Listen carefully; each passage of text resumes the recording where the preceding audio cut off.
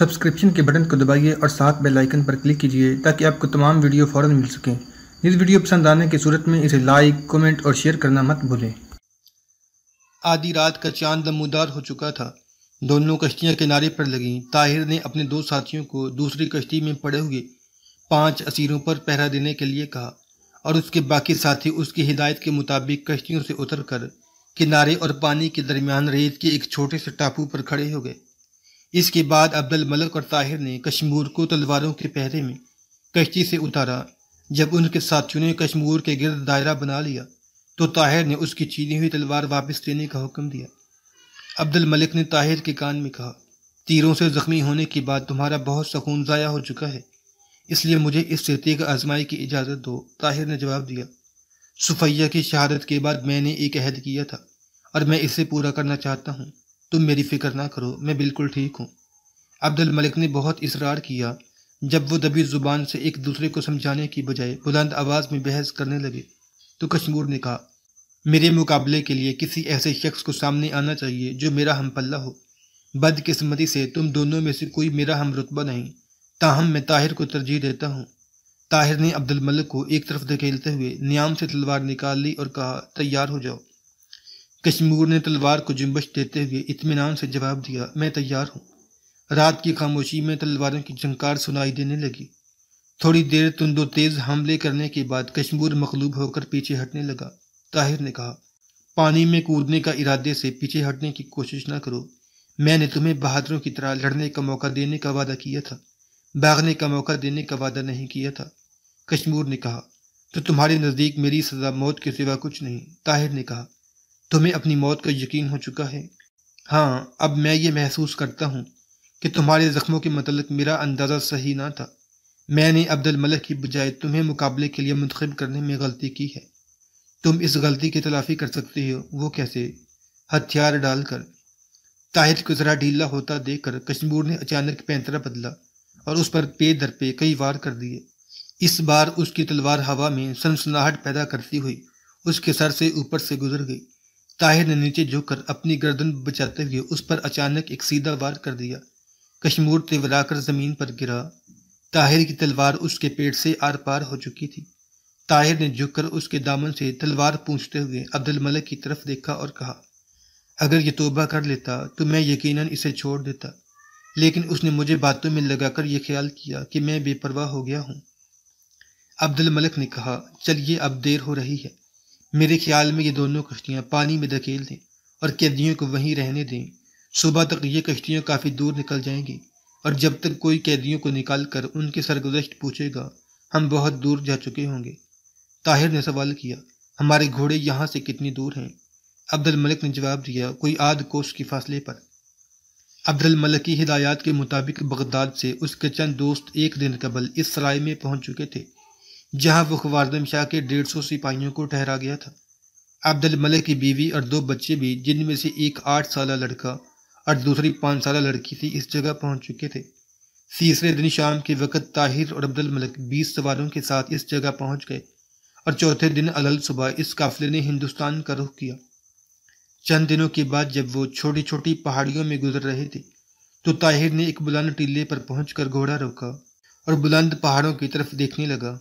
وہ تصور میں ایک ندی کے کنارے پتھروں کا وہ انبار دیکھ رہا تھا جس کے نیچے صفیہ دائمی نیند سو رہی تھی۔ عبد الملک نے گھوڑا روک کر کچھ دیر اس کا انتظار کیا اور بالاخر بولا، طاہر کیا سوچ رہے ہو؟ طاہر نے چونک کر اس کی طرف دیکھا، اس کی آنکھوں میں آنسو چھلک رہے تھے۔ عبد الملک نے مغموم لہجے میں کہا، چلو قافلہ دور جا چکا ہے۔ طاہر نے گھوڑے کو ایڑ لگاتے ہوئے کہا، عبد الملک میں سوچتا ہوں کہ بغداد سے اس درجہ مایوس ہونے میں ہم نے غلطی تو نہیں کی؟ عبد الملک نے جواب دیا، نہیں، میرے خیال میں ہم نے بغداد کے لوگوں سے اتنی بڑی توقعات وابستہ کرنے میں غلطی کی تھی۔ کیا یہ ممکن ہے کہ وہ شہر جو صفیہ جیسی لڑکیاں پیدا کر سکتا ہو ہمیشہ کے لیے ختم ہو جائے؟ جس شہر میں محلب جیسے ہزاروں انسان موجود ہوں اسے تباہی سے کوئی نہیں بچا سکتا۔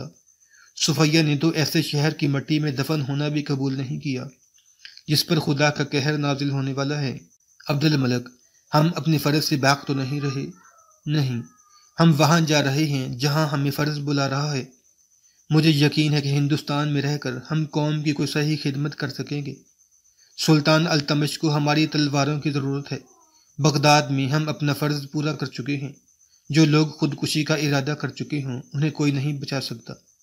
جب ایک ایسی قوم کو جو طوفان میں غرق ہونے کا ارادہ کر چکی تھی، نوح علیہ السلام جیسے جلیل القدر پیغمبر بھی تباہی سے نہ بچا سکے، تو ہم کون ہیں؟ ہم نے اہل بغداد کو ان کے راستے کے محیب گھڑے دکھانے کی کوشش کی، لیکن وہ آنکھیں بند کر کے چلنے پر مصر ہیں، تو اس میں ہمارا کیا قصور؟ خوارزم کے شہر ان کے سامنے ایک ایک کر کے تباہ ہوئے، لیکن قدرت کی طرف سے بار بار تنبیہ کے باوجود انہوں نے عبرت حاصل نہیں کی۔ اہل بغداد تنزل کی اس آخری گہرائی تک پہنچ چکے ہیں جہاں سے انہیں اٹھانا کسی انسان کا کام نہیں۔ جس بستی کے ہر 5 آدمیوں میں سے ایک غدار ہو، اسے تباہی سے کون بچا سکتا ہے؟ ایک قوم کو تباہ کرنے کے لیے ایک مہلب جیسا ایک آدمی کافی ہوتا ہے، اور بغداد میں تو ہزاروں مہلب موجود ہیں۔ طاہر نے کہا، بغداد کی تباہی کے آثار مستعصم کی تخت نشینی کے ساتھ مکمل ہو جائیں گے۔ میں نے سنا ہے کہ اس سے شراب، عورتوں کے ناچ اور راگ کے سوا کسی شے کا شوق نہیں۔ میرے خیال میں ایسے شخص کا خلیفۃ المسلمین کہلانا ہی بغداد کی تباہی کے لیے کافی ہوگا۔ وہ جس شخص کو اپنا وزیر بنائے گا وہ مہلب سے یقیناً زیادہ عیار ہوگا۔ طاہر اور عبد الملک التمش کی فوج کے بہترین جنرلوں میں شمار کیے جاتے تھے۔ جلال الدین خوارزم شاہ کے متعلق کسی کو معلوم نہ تھا کہ وہ کہاں ہے۔ تاتاری اس کی تلاش میں آذربائیجان، کفکار اور آرمینیا کا کونا کونا چھان چکے تھے۔ ان کی طرف سے بارہا اس کی موت کا اعلان ہو چکا تھا، لیکن دنیا یہ ماننے کے لیے تیار نہ تھی۔ وقت گزرتا گیا، طاہر عزت اور شہرت کی آخری زنے پر پہنچ چکا تھا۔ دنیا کی کوئی نعمت ایسی نہ تھی جو اسے میسر نہ تھی۔ سریا کی محبت اس کے لیے گھر کی 4 دیواری کو خلد بنی بنانے کے لیے کافی تھی۔ بڑھاپے میں اس کے 3 بیٹے تیغ زنی اور دوسرے فنون حرب میں نام پیدا کر چکے تھے۔ سریا کا بھائی اسماعیل تجارت کے میدان میں نام پیدا کر چکا تھا۔ عبد الملک کا مکان طاہر کے مکان کے ساتھ تھا، اور اس کے لڑکے بھی فوج میں اعلیٰ عہدوں پر فائز تھے۔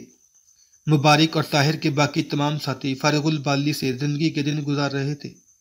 دلی میں ہزاروں افراد ایسے تھے جن کے لیے طاہر کی زندگی قابل رشک تھی، لیکن طاہر کو ایک خلش ہمیشہ بے چین رکھتی، اور یہ بغداد کی یاد تھی۔ ماضی کا غبار اس کی نگاہوں سے بغداد کو اوجھل نہ کر سکا۔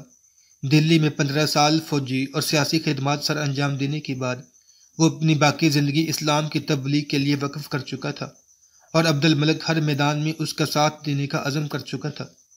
ہندوستان کی غیر مسلموں کو خدا کے دین کی دعوت دینے کے بعد انہیں ایک روحانی تسکین حاصل ہوتی، لیکن جب کبھی کسی مجلس میں یا اجتماع میں تقریر کرتے ہوئے طاہر کو بغداد کا خیال آتا تو وہ جلدی سے تقریر ختم کر کے کسی گوشہ تنہائی میں جا بیٹھتا اور پہروں سوچتا رہتا۔ وہ بار بار اپنے دل میں کہتا، کاش میں اس شہر کو تباہی سے بچا سکتا۔ وہ اپنے آپ کو کوستا۔ عبد الملک آ کر اسے تسلی دیتا اور کہتا، طاہر، تمہاری وجہ سے ہندوستان کے کئی ہزار انسان کلمہ پڑھ چکے ہیں، اور ابھی کروڑوں انسانوں کے پاس خدا کا پیغام پہنچانے کی ضرورت ہے۔ اب بغداد کے متعلق سوچنے کا کوئی فائدہ نہیں۔ بغداد کی زمین بنجر تھی، اس لیے وہاں تم نیکی کا بیج نہ اگا سکے۔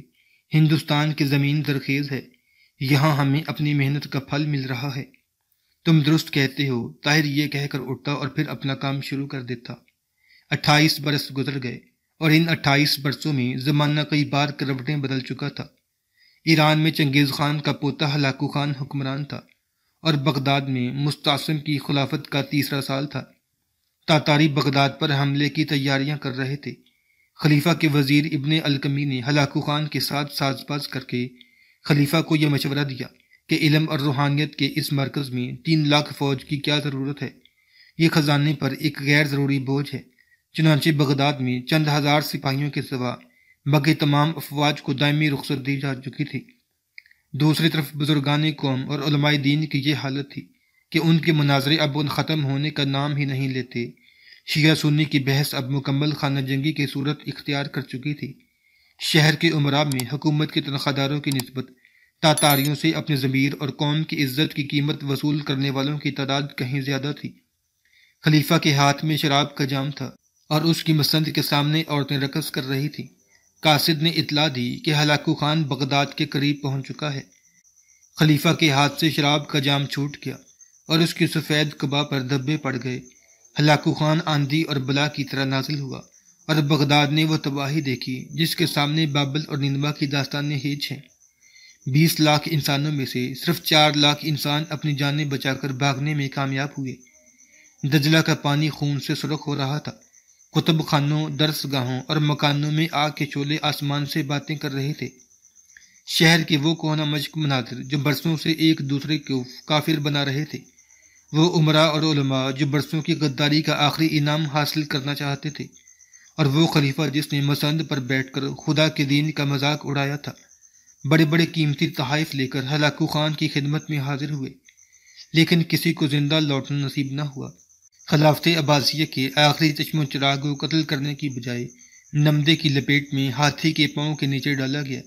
جب ہلاکو خان کو یہ شک ہوا کہ بعض لوگ زمین دوز پناہ گاہوں میں چھپ کر اس کی تلوار اور آگ سے بچ گئے ہیں، تو اس نے دریا کا بند تڑوا دیا، اور ہلاکو خان کی واپسی کے بعد بغداد میں چیلوں اور کتوں کے سوا اور کوئی جاندار موجود نہ تھا۔